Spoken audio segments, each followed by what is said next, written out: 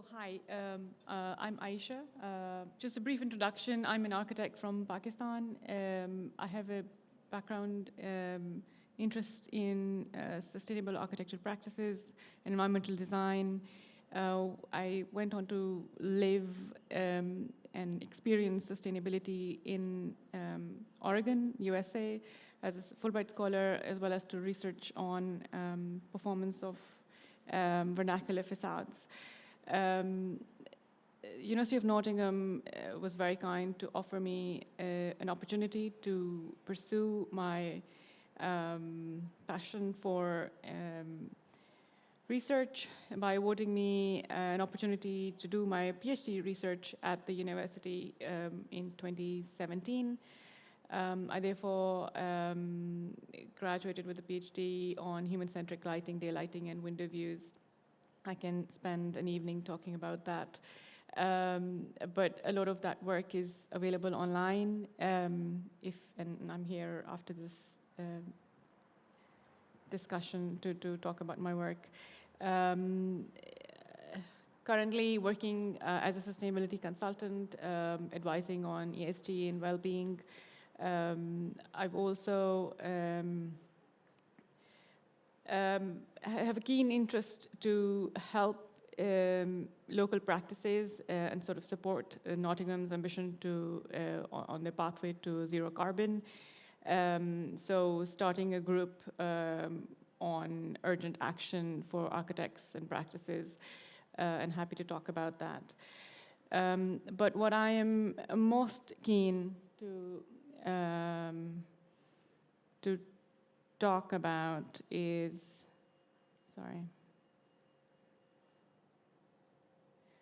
is this project. So 2006, I got involved through inheritance by coercion. As a teenager, my father convinced me to sort of deviate from my then mentor, not mentor, but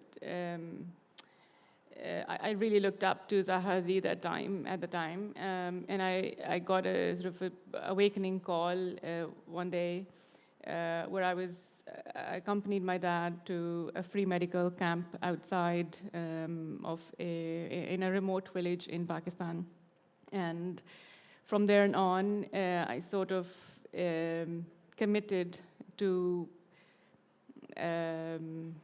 join a movement to provide free education and healthcare in remote villages in Pakistan. So in 2006, along with a few community members, we created a charity to empower the vulnerable people in remote locations, more specifically women and young girls who did not have access to education and healthcare. And we used primarily a bottom-up approach to our programming while working in partnership with local level organizations and community groups. In all of my projects since this project, I have worked on delivering targets aligned with stuff that I've learned during the building of this hospital. So be it the Millennium Development Goals back in the day to Sustainable Development Goals. This project is a 55-bed charity hospital. It placed me in a very unique position where I had to make decisions about everything, being the project architect and the board member and the daughter of the chairman. So I, from training of local labor to training of midwives to selection of materials to selection of consultants. We were very, very lucky to have a number of consultants who voluntarily came on board and helped us deliver this project before I moved to the UK. And the trust continues to empower women in every possible way by providing healthcare, education, and economic opportunities. So I may have done a little bit of architecture here and there, but this project remains to date the only productive thing I have done to date. As a sustainability consultant, as I said, I have a lot of hope, immense hope, actually. So this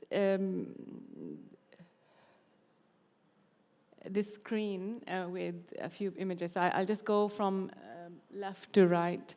As a consultant, I get to work on projects in London a lot, and I feel like London not only drives the economy, but also has sort of leads the environmental stewardship as well, in a way that it has plans in place to bring to meet some of the targets that we have promised to achieve by 2030 and 2050, be it energy, water, carbon. But at the bottom, we have our own pathway in Nottingham to achieve net zero carbon, but for some reason, we keep alluding to carbon in transport and infrastructure, but we miss the opportunity in the building stock.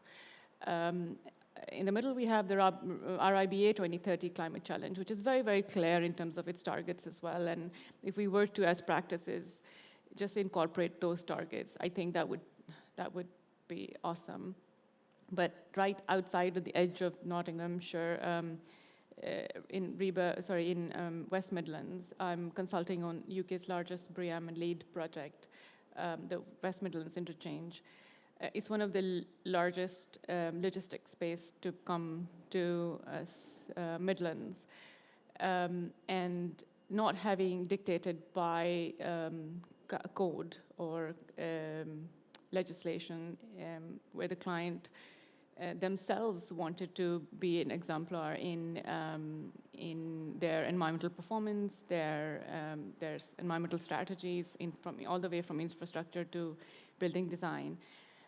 It's those clients, those that you'll enjoy working with as consultants, where they don't want to cut through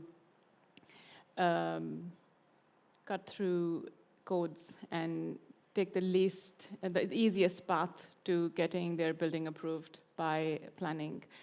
And then just going wider across the globe, there are so many different, and I'm pretty sure you're aware of those guidelines, which are more local. Sometimes they're also applicable internationally. So BREEAM, we know, is a local building guideline, but is very much international now. Similarly, USGBC's LEED standard is, although it's it used to be US-centric, it's very much international now. But I say this, and I put this visual here, is because as a consultant, what I see is I don't see many projects from Nottingham, which is a shame, because we want to be carbon neutral before the rest of the country. And the reason why I don't see it is because our code doesn't dictate it. And that's how you get the contractors to work, and you get the developers to sort of follow, just to spend their money, or even to hire consultants in a way, or to, I guess it's the argument of the carrot and the stick. What do you choose first?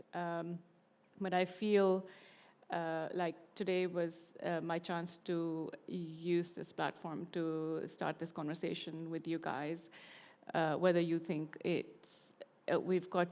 we are going to start using better materials, more energy efficient measures, or better water efficiency measures as a starter, only when the government is going to, or the code is going to ask us to do it. But if there is appetite, I'm happy to talk about it at any point. And just quickly, I think in no particular order, I feel like Renzo Piano Building Workshop was one of my inspirations as a student of architecture, primarily because of the